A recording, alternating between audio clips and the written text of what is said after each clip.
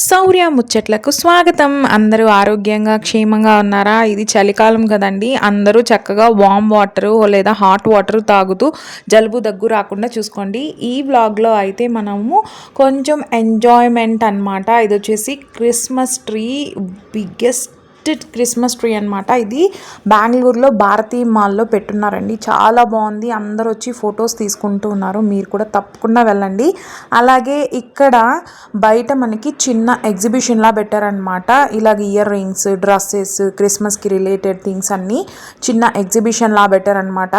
అయ్య బాబాయ్, కాస్ట్ మాత్రం అదిరిపోతుందన్నమాట. చిన్న ఇయర్ రింగ్స్ తాకినా కూడా 150 రూపీస్ అని చెప్తున్నాడండి. అవే ఇయర్ రింగ్స్ని మనము రోడ్ సైడ్ కొనుక్కున్నామంటే 30 రూపాయలకి వచ్చేస్తున్నాయి. సో ఇక్కడ క్రిస్మస్కి సంబంధించి శాంటాక్లాస్ బొమ్మలు అన్నీ కూడా బాగున్నాయి. But very costly.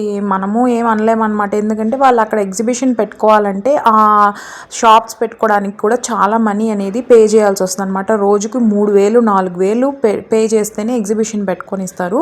కాబట్టి మనం ఆ వస్తువులు సేల్ చేసుకొని మనకి ప్రాఫిట్ రావాలి, అలాగే రెంట్ పే చేసుకోవాలంటే ఆ మాత్రం కాస్ట్ పెట్టాలి, తప్పదు.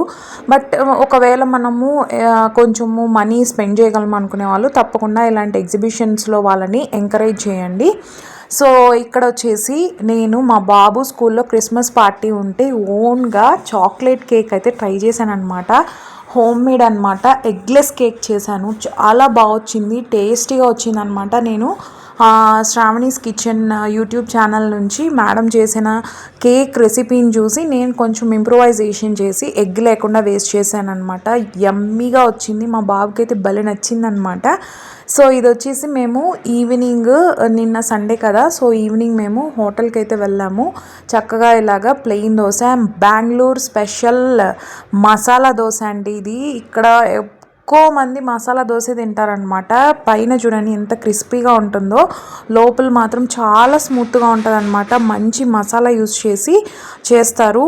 ఎవరైనా బెంగళూరుకి వస్తే తప్పకుండా మైసూర్ మసాలా దోశని ట్రై చేయండి. ఇది నా సజెషన్ అనమాట. నెక్స్ట్ వచ్చేసి మనకి ఇక్కడ చక్కగా అల్లం చట్నీ, అలాగే వీళ్ళు కొత్తిమీర పుదీనాతో చట్నీ చేస్తారనమాట.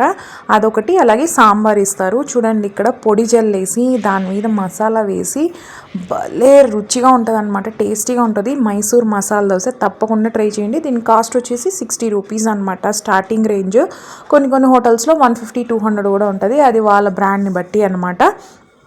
నెక్స్ట్ ఇక్కడ నేను ఆశ్చర్యపడే విషయం ఏంటంటే ఇక్కడ నాకు పొటిక్కలు అయితే దొరికాయండి. ఇది ఇడ్లీ టైప్ అనమాట. పొటిక్కలు అనేసి మనకి ఎక్కువగా తూర్పుగోదావరి జిల్లాలో, వెస్ట్ గోదావరి జిల్లాలో దొరుకుతాయి అన్నమాట. చాలా ఫేమస్ పొటిక్కలు అంటారు. ఇవి పనసాకులలో వండుతారనమాట. ఇడ్లీ పిండి ఏదైతే మనం చేసుకుంటామో అలాంటి పిండిని చక్కగా ఇలాగ పనసాకులలో పుల్లలతో గుచ్చేసి ఇలాగ బుట్టలాగా చేసి పొట్టెక్క బుట్టలు అంటారనమాట. భలే టేస్టీగా ఉన్నింది. నాకు బెంగళూరులో ఈ ఐటెం దొరకడం భలే అసలు హ్యాపీగా అనిపించింది అనమాట. నేను చాలా యూట్యూబ్ ఛానల్స్లో చూశాను ఈ పొట్టికల్ని చూపించడము. సో చూడండి, ఆవిరి మీద వేడిగా తింటే చట్నీ, అలాగే ఇక్కడ మనకి బొంబాయి చట్నీ కూడా ఇచ్చారనమాట. యమ్మీగా ఉంది. ఈ 2 పొట్టెక్క బుట్టలు 20 రూపాయలు మాత్రమే, 20 రూపీస్ అండి. చాలా బాగున్నాయి. చూడండి ఎంత బాగుందో. మనకి ఒక ట్రెడిషనల్ ఫీల్ అయితే వస్తుంది అనమాట. పనసాకులు అవి హెల్త్కి కూడా చాలా మంచిది. చాలా హెల్త్ బెనిఫిట్స్ ఉంటాయి. అండ్ నిన్న నైట్ మనకి బిగ్ బాస్ 9 తెలుగులో కళ్యాణ్ పడాలా విన్నర్ అయ్యాడు కదా. తనకి ఎంత మనీ వచ్చి ఉంటుంది, ఎంత ట్యాక్స్లో కట్ అవుతుంది అనే విషయాలు కూడా మనం ఈ వీడియోలో అయితే మాట్లాడుకుందాము. జనరల్గా కళ్యాణ్కి రెమ్యూనరేషన్ అయితే 105 డేస్కి 7,35,000 ఎంతో వచ్చిందండి. ఎందుకంటే వాళ్ళకి వీక్కి 70,000 మాత్రమే అనమాట కామనర్స్కి.